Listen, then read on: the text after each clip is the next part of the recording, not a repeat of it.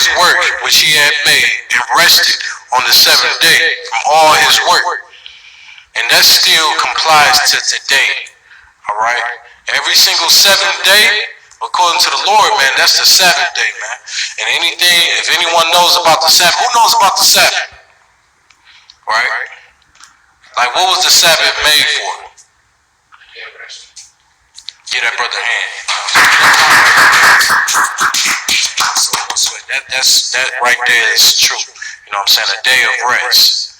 Okay? And this kingdom right here, our oppressor, he have us working on our day of rest that the Lord gave us. Alright? Some brothers gotta work on the Sabbath day.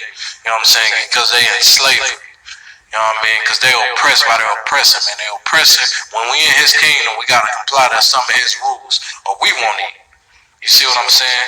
But in the kingdom, man, the kingdom of the Lord, on that seventh day, man, that seventh day is made for you. A day of rest. You know what I'm saying? A day of some things you would like to do. Now, do that mean to go home and,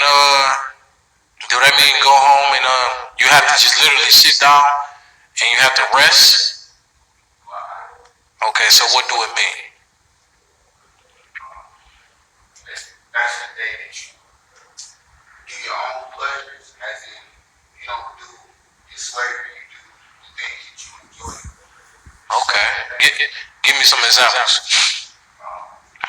Like in my profession, I clean for my profession. So on that day, I would like clean. I would go to like play basketball if I wanted to do that, something that I wanted. Right. The brother is making a heavy point. You see what I'm saying? That's what the Sabbath day was made for you. A day of rest for you. You see what I'm saying? You can't, that right there is a pleasant thing. You see what I'm saying? Like the Lord blessed that day just for us for a day of rest. You see what I'm saying? A day where we can plan out, we've been working, think about it, we've been working the whole 6 days, right? 6 days straight we've been working, we finally get this day to do something that we would like to do. You know, some brothers would like to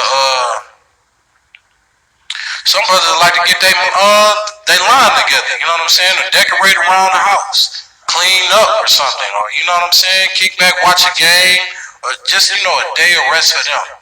You see what I'm saying? That's what the Lord made that Sabbath day for, man. Alright, keep reading. Shalom. First and foremost, I want to give all praises to Yahweh Bashem Yahushai, Bashem Makaf Kadash. Double honors to the elders of GMS who were well. Peace and salutations to the elect Akim on the four corners, present truth and sincerity. Peace be unto you. Shalom. This is Micah chapter 2, verse 10. Arise ye and depart, for this is not your rest. Because it is polluted, it shall destroy you, even with the sword destruction. Verse 11, if a man walking in the spirit and falsehood do lie, saying, I will prophesy unto thee of wine and of strong drink, he shall even be the prophet of this people. I will surely assemble, O Jacob, all of thee. I will surely gather the remnant of Israel. I will put them together as the sheep of Basra, as the flock in the midst of their fold. They shall make great noises by reason of the multitude of men.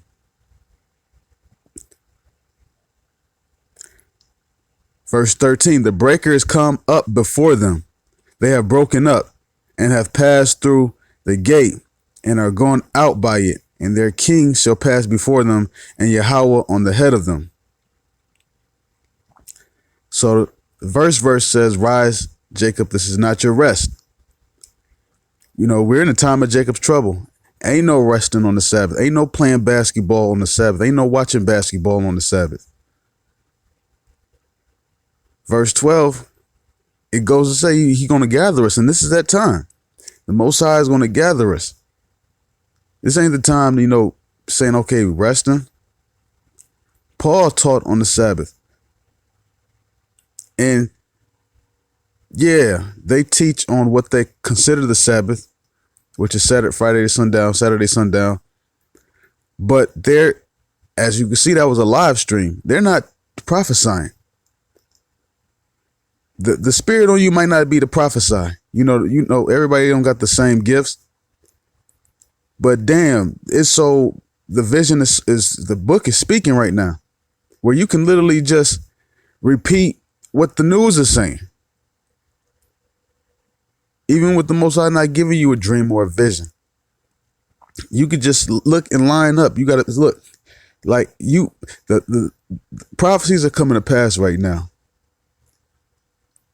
But when you say stuff like the mark of the beast is not the microchip, then of course you can't prophesy about the coming mark of the beast. You know, personally, I've played basketball with his brother before. You know, I never played with him on a Friday, Saturday, because Saturday's camp day. So I don't go to the gym on Saturdays. You know, but I've played basketball with him. The Sabbath is not to play is day to play basketball. Now, he didn't say it's a day to play basketball, but the guy in the audience is the one that said, you know, relax, you know, play basketball. And he didn't rebuke him for it. Now, he actually, the speaker, he actually said, watch basketball and clean up. Now, a person in Exodus was put to death for picking up sticks on the Sabbath day. That's cleaning up. You know, ain't nothing wrong with, you know, having liberty and saying, okay, I want to clean up on the Sabbath. But, you know, you don't set aside that day specifically to clean. You know, you clean, you just happen to be something dirty, then you pick it up. You don't just say, okay, I'm going to leave the house messy all 6 days, but on the Sabbath, I'm going to designate that day to clean. I'm going to designate the Sabbath day to play basketball. I'm going to designate the Sabbath to watch the game.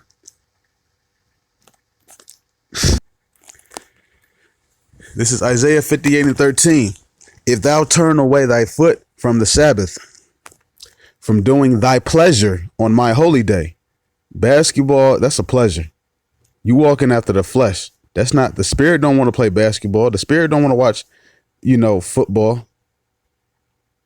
The flesh wants to do that. Verse 13, if thou turn away thy foot from the Sabbath, from doing thy pleasure, that includes sex, on my holy day, and call the Sabbath day a delight, the holy of Yahweh honorable, shalt honor him. Not doing thine own ways, nor finding thine own pleasure, nor speaking thy own words. Verse 14, then shalt thou delight thyself in Yahweh, and I will cause thee to ride upon the high places of the earth, and feed thee with the heritage of Jacob thy father, for the mouth of Yahweh have spoken it. Verse 14 gives you the conditions. And the part of the conditions is not doing your pleasure.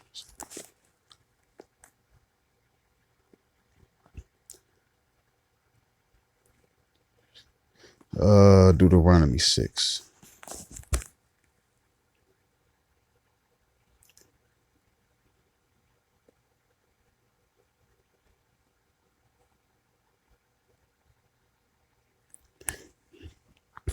Deuteronomy 6 verse 7.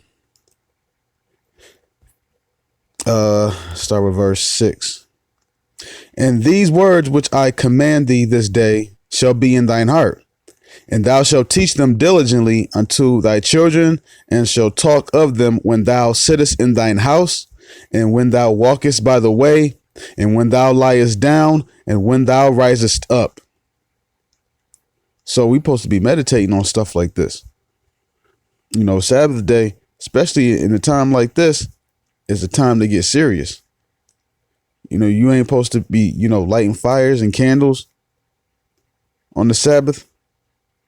You know, stuff that, you know, for pleasure. You know, you